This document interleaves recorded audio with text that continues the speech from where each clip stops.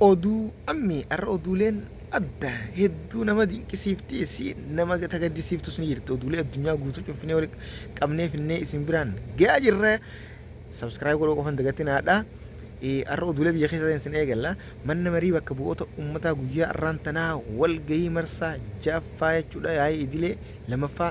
gaggeesseen miseensonni mana marii bakka bu'oota uummataa yookaan miseensonni paarlamaa jechuudha gaafilee adda kaasan kanarratti jechuudha waa'ee sarbama daangaaleetii fi nageenya dhabuu biyyattii keessaatii fi akkasuma jechuudha haala jechuudha biyyattii deemaa jirtuu fi qaala'insa jireenya irrattis gaafilee hedduu gaafatan san keessaa waa'ee daangaaleetiin isin eegalla dirree dhawaan akka seera mootummaattis kan magaalaa Oromiyaati wanni federaalaan bultu takka illee hin jiru garuu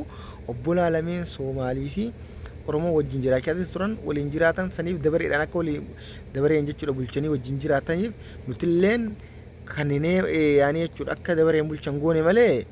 magaalaan dhibbatti tan Oromiyaati jechuudhaan jala muree itti himee jira irra deddeebiin hanga jechuudha isin jechuudha guutumatti Oromiyaatti as deebitutti qaamni dhimmi kun ilaallatuu fi jechuudha dhaabbileen kun hundi jechuudha ammatti mana marii yeroo hunda paarlamaa taa'u irratti gaafii tana dhiyeessuudha qaban kun hedduu nu gammachiisee jira Soomaalotaas mataa gaccabsee jira maaliif jennaan Soomaalonni akkaataan itti isaan magaalaa tana galanii yoo isin hime yoo tokko magaalaa seene isaan hundi jechuudha tooftaadhaan wal galchan ina dirijeetuma jechuudha lafa tana wal qubsiisanii xiqqoo xiqqoon bitachuunis ta'u akka biraanis ta'u jaarmaanis ta'u qubatanii gaafii heddummaatan kan magaalaa tana maalummaa isiitii fi maqaa isiituu hin beekne boodoteenyaa jaan isaan ammaasis lafa gurguddoo iddoo handhuuraa bakka jechuudha kalee yookaan irra tiruu jaan tana qabattee beektee wanna godhuu barbaaddi lafa saamiinsa irratti gaa waa'ee Soomaalota akkaataa isin lafa saamuu tana jaalattu tolchee isin himeetiin jira gaafilee irraan tana kaa'ituun gaafilee hedduu gaariidha kanarratti immoo dhibbatti akka magaalaa Oromiyaa taati lafa Oromoo ta'uu keessattuu onaa afran qallootii fi ona Oromoo hundaati Oromoo hunda achi qubsiisuu qabaniin jaabiran warra shawaa kanaas guututti kara dirra dhawaa gayyaati qubadhaa lafa gatii madaalawaan bitadhaadha magaalaan teessanii keessa qubadhaadhaan isiniin jaan tanaatu na gammachiisa maashaallah tun waan bareedaadha qaala'insa jireenyaa kuffisuudhaaf yookaan jechuudha tasgabbeessuuf mootummaanuu birrii biliyeena 440 deeggarsa taasisee jira jechuudhaan dubbatee akkasuma haala jechuudha nageenya dhabuu biyya keessaa sirriitti himee jira jechuudha inumaa wal waraansi Oromiyaa fi naannoo Amaaraa keessatti deemaa jiru kan jechuudha Tigraay irraa hammaataa ta'uudhaas dubbatee jira hundaafuu jechuudha dhugaadhaan wal waraansiin ta'u inumaa bar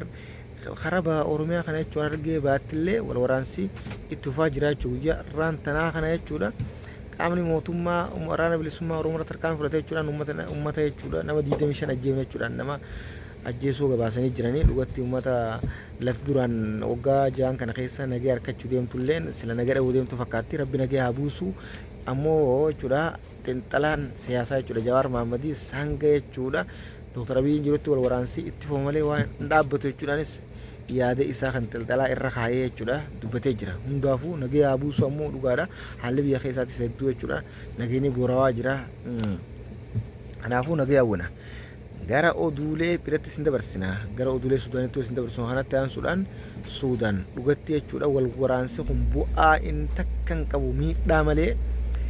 oduu fi viidiyooleen jechuudha Suudaan keessaa ba'aa jirtu gocha suukanneessaa uummata nagiyaa jechuudha haadhaa fi ilmoo akkanatti dhaabbinatti jechuudha rarraasan ajjeesan rashanan ibiddaan kun jechuudha dhaabbilee idil addunyaatii fi namummallee suukanneessitee jechuudha mootummoonni gamtoomaniitii fi akkasuma akka jechuudha addunyaa miidiyaalee addunyaa gurguddaan gabaasaa jirutti jechuudha gochi suukanneessaan uummanni Suudaan wal waraanaa jiru kun walirratti jechuudha gama lama bahuudhaan kan jechuudha waraanni Mahamad Abdaan Dagonootiin hoogganamuu fi kan Abdul Fattah Al-Burhaaniin hoogganamu nuutu injifannoo galmeessee injifannoo Allahu Akbar walirra jechuudhaan uummata nagaa halaakaa jiran uummata miliyoonaan lakkaa'u dhugatti keessattuu kalee fi arrafa jechuudha iddoo magaalaa jechuudha Faashir Jamirratti lola gaggeeffameen uummanni nagaa hin hafne yaa rabbi nagaa haa buusu dhugaa rabbi bu'aan silaa jechuudha wal waraansaa yoo khasaaraa taate malee waa takka nagarree akkuma kanaa jechuudha kanaaf biyya teenyaas akka rabbi akkanan goone rabbi nagaa godhu Suudaan ammoo mootummaan qabdu barisiin gama lamatti baatee wal cabsaa jirti kanatti aansuudhaan ammaas jechuudha mootummaan jechuudha Jordan akka dubbatetti wal waraans akka jeetti jechuudha mootummaan Jordan akka irraan dana dubbatetti qaamni jechuudha mootummaa biyyoonni kamuu jechuudha kan Gaazaa kabachiisuudhaaf fedhii qaban kabachiisan jechuudha kamuu karoora jechuudha Tiraamp fudhachuudhaan as jalatti hojjechuudha qaban jechuudhaan dubbate kunis jaalatamuu miti waan fudhatamu miti garuu haa ta'u haalli Gaazaa nama kana keessa jiru hedduu jechuudha bareedaadha inshallah haala kun bareeda itti fufa jabaadha jenna mee gidduu subscribe godhaa galatoomaadha oduulee hedduutu jira gaa oduulee gabaabsitu mana irraa isin hime malee anis xiqqoo jechuudha biiziidha kanatti aansuudhaan Tiraamp guyyaa har'aan tanaa jechuudha waliigaltee Jaapaanii wajjin mallatteesse kan ammoo kan inni mallatteesse warqii yookaan jechuudha mootummaa haaraa Jaapaanii wajjin waliigaltee mallatteessee jira inuma dhiyeenya kanas jechuudha wal fakkaataan ji'a dabree kana keessa Israa'eel wajjin waliigaltee mallatteessee jira har'ammoo Jaapaanii wajjin waliigaltee mallatteessee asirratti inuma ishubbisee eenyuun dorgomaa jira jennaan Chaayinaan dorgomaa jira Chaayinaan jechuudha biyyoota Afrikaa kana hedduu dhuunfattee jirti maaliin jennaani furtuu warqiileetii fi kanneen jechuudha akka biyyoota hedduu dhuunfattee jirti jechuudha kanaatu inninis Chaayinaan dorgomuu barbaadee jira Chaayinaan isaan dabartee jirti maaliif biyyoota Afrikaa kana guutuu jechuudha dhuunfattee jirti jechuudha haala adda addaatiin biyyoota kana ammoo inninis jechuudha haala kanaatu isa rakkisaa jira hin dandeenye uma Chaayinaan dura kuttee jirti amma anuma utaalu garuu amma akka mootummaan jechuudha duraanii Baayiden jeetti jechuudha Tiraampiin uma biyya Ameerikaan salphisee wani xiqqeessee hojjaa jira bara dhugaan xiqqeessee barqaallechi hin hambifne kanaaf tattaafatuu dhiisuu jechuudha inni lolarratti hirmaatee akka malee ta'ee jechuudha biyya kuffisee waan ta'eef biyyattii uma Ameerikaanis haragalaa haatee fakkaate Chaayinaan gama hundaa jechuudha biyyoota Afrikaa kana guutuu jechuudha keessattuu jechuudha warqilee garaagaraatii fi akkasuma jechuudha wanni guuramsa kuusaa wannaatiin akka gaariitti waan guuraa jirtuuf kanaan jechuudha biyyoota dhuunfattee jirti kanatti aansuudhaan Turkiin guyyaa rantanaa mee gidduma mallattoo biraa tanatti quraan subscribe godhaa galatoomaadha galatooma isiniin jaa mee kanatti osootiin karra Turkiin dabarree dura oduulee tanaa jira Israa'el guyyaa rantanaa jechuudha ministeerri Israa'el akka dubbatetti namoonni baay'een uummanni hedduun jechuudha Suudiidhaaf sujuudaa jiranii inni jechuudha uummanni kun sammuun isaanii qooshaa bar namni karaa jechuudha uummanni musliimaa kana qeeqoo barbaadaniiti gara jechuudha makkaachi deemanii sujuuduun akka waan suudii sujuudu jiranitti fakkaatte dhiyoonya kanaas maal jedhanii gaala gammoojjii maal jeeti jechuudha suudii tuqanii jiranii isaan ammoo biyya guddayu jirtu tana tan nagee qabdu tana jechuudha akka isaan qaqqeeqanii akka isiin jechas deemtu barbaadanii waan biraa irratti raawwachuu barbaadanitti fakkaatti kanaaf jechuudha gurriin kan namuufi kun uummata sammuu qooshummaa isaanii agarsiifte malee Israa'el duraanuu sammuun isii dhuuftuudha waa takka wanni isiin dubbattu akka bu'aan qabu kanatti aansuudhaan jechuudha deebisaa wallaatiin hawwannaan nuti uummanni Suudii jechuudha uummata akka addunyaa kanarraa jechuudha dhugatti jechuudha yeroo ammaan tanaa kana fa'aa keessatti gargaarsa jechuudha talaallii daa'immanii biyyoota garagaraatti gargaarsa biyyoota rakkatan miidhamaanis ta'ee gama lolli jiruunis ta'ee hundaan gargaarsa midhaaniitiin kan akkasuma yaalii talaalliitiin taasisaa jirti inuma amma dhaabbilee idil addunyaa dhaabbilee fayyaa idil addunyaatti wajjin ta'uudhaan akka jechuudha gargaarsa kana itti fuftu biyyoota barbaadan kamiifuu waliin ta'uudhaan ta'uuf akka deemtu ta'uuf qopheessuuf jechuudha doolaara miliyeena dhibbaamii akkasuma miliyeena waa jechuudha qopheessiteeti jechuudha hojjechaa jirti maashaallah rabbiin qabeenya isaaniis bira kaakaaf namni gizee guddate akkanaa bira kanaafi wal tattaafachiisaa wal guddisaa gama hundaa wal utubaa waliin dhaabbadhaa namni waliin milkaa waan ta'e biyyi gizee guddatte walmaanyu bira kuttee jirti beekee ammaasis inumaa biyya isaanii guddisuu bira kutteeti biitti guddattee namoonni hundi jechuudha qabeenya horate milkaa'ee miti biyyoota biraa gargaaranii jechuudha kun haala kanaatu nama gammachiisa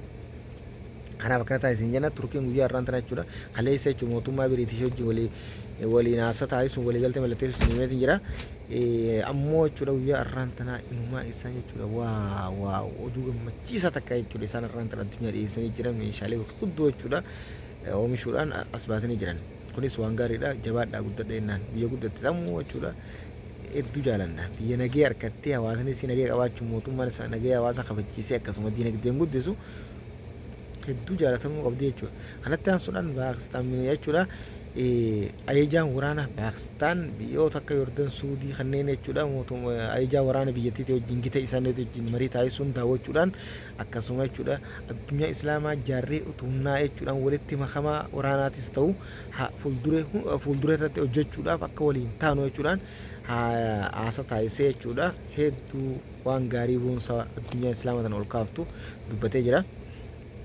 Kanaafi akkanatti jechuun jabaachuun gara hundaan hirmaachuun baay'ee nama gammachiisa. Tokkoomutu waa hunda caalaa bara tokkoomu akka sabattis ta'u akka biyyattis ta'u akka islaamummaattis ta'u akka addunyaattis ta'u tokkoomuun bu'aa guddaa qabdi. Kanaafi waan gaariidha. Ammoo oduulee xumura irratti jechuudha. Tiraambii gizee jechuudha wanni fixe gizee jechuudha haasoo waliigaltee kana mallatteessa gaa'ee shubbisa quufu jira amma shubbisaa jira chaabbaan xumureen booda gara jechuudha Kooriyaa Kibbaa imaluudhaan mootummaa Kooriyaa Kibbaatiillee akka gara Kooriyaa Kibbaatti wal arguu barbaadu himee jira. Kooriyaa Kibbaa kaabaa waa karaa Kooriyaa Kibbaa kan dhuftanatti fakkaanne hundaafuu Kim Joong Un wajjin wal arguu hedduu fedha qaba. Biyya gurguddattee warra nagayaan suuta kabajaa warra